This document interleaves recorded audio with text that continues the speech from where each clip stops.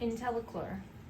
I recently cleaned my Pentair Intellichlor, and after reinstalling it and powering it back up, everything seemed fine. A couple hours later, the flow light is red, the cell light is off, and the salt light is flashing red and green.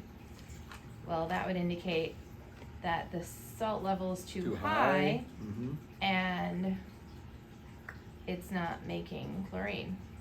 Anyway, here's the questions. The troubleshooting I've done so far: remove the flow switch, plug the hole with an old flow switch, started it back up. I managed to get the flow light to turn green, but then it soon went back to red. I took an ohm meter and tested the flow switch, and it tested out fine. I removed the IntelliChlor and checked for any flow restrictions, found nothing. Ensured that all the valves are oriented in the correct positions and the flow from the pool jets is good. I have a variable speed pump, but it's always set at 1800 revolutions per RPMs, yeah. RPMs. Mm-hmm. And during this time, I've tried ramping it up to high, and I still don't get a green flow light or the cell light to stop flashing red and green. Well, it's flashing because the salt level is too high, or it's reading the salt level too high. It's reading. It doesn't mean I have that a it is. new Yeah. flow switch on the way, and the cell is only a year old. Well, it sounds like to me something else happened in there. A cell being a year old, as long as you were able to clean it without damaging it, again, what did you use to clean it? What was your muriatic acid, concentrate? All of that could kind of come into play.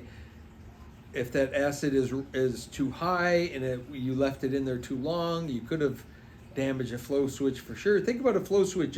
It's just water's pushing against something, and when it pushes together and it makes contact, now you have a closed circuit. But if you introduce something that corrodes or damages that finish, now it might be an intermittent thing and it's not closing that contact properly. I have seen sometimes when cleaning them that it changes it somehow damages, and I don't even know how to explain it, but it somehow damages the electronics in the control board itself. So while it's just a year old and necessary to clean, sometimes cleaning can create other problems. So the flow switch is the first thing. If maybe a new flow switch that very well could solve everything, and everything would start making sense. But if you're flashing red and green, that's saying that chlorine or the salt is too high, which doesn't make any sense if nothing changed from before the time you were cleaning. Why did you clean it would be another question. What was happening that led you to clean it? Did you just think you should, or was there something indicating a problem? That would be another question I'd like to have an answer to. Salt cells are finicky. I remember a pool guy in our area.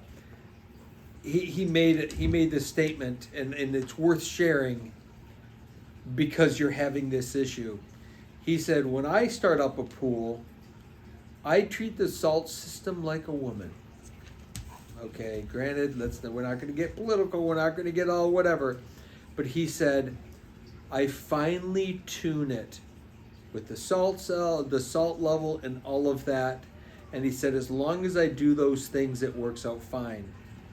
Salt cells are kind of like that, and I don't want to equate it to be a woman necessarily, because today's day and age, it could be like being a man. You don't know which is which. But there's like this process that happens, and sometimes they respond really well to it, and sometimes they don't. And depending, the other part of the equation that I don't have based on the question is the controller an easyTouch? Is it an intelliTouch? Is it simply a salt power source? Because if it's an easyTouch or an intelliTouch, we can get some additional diagnostic information from it. If it's just simply a power source, there could be now, after a cleaning, a problem with the cell itself. So if you could provide more information to me in terms of what's controlling this unit, I might have a better understanding of what could have happened. But it's salt cells are a strange thing. I think probably we answer more questions about salt cells than anything else. Would you agree? I would agree. Because it's this bizarre world, and it's this it has become this extremely expensive product that's sold on its ease of use. Well, sure, ease of use when working properly. When not working properly, not easy to use at all. Not easy to use at all, Yeah. and expensive to fix and replace. So start with the flow switch, see if that solves it, because a lot of times that does solve the problem, but after that it's going to be now eliminate this controller, control board, control modulator. As you add computer components, let's not even add the world of not being able to get computer components like we used to just 3 years ago. That adds a whole nother layer of what kind of crap is being put in these things to make them work. If it's only a year old, it means it's new components.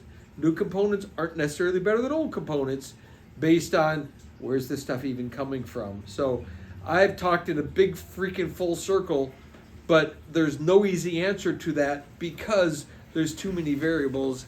And now, if you said it was 4 years old and it was still working prior to you doing that, I could say, well, is it too old or did the components fail? But now, with the way the circuitry has been and the computer chip industry has been and all of that, I have no idea how they're patching these things together and making them work or not. So, good luck.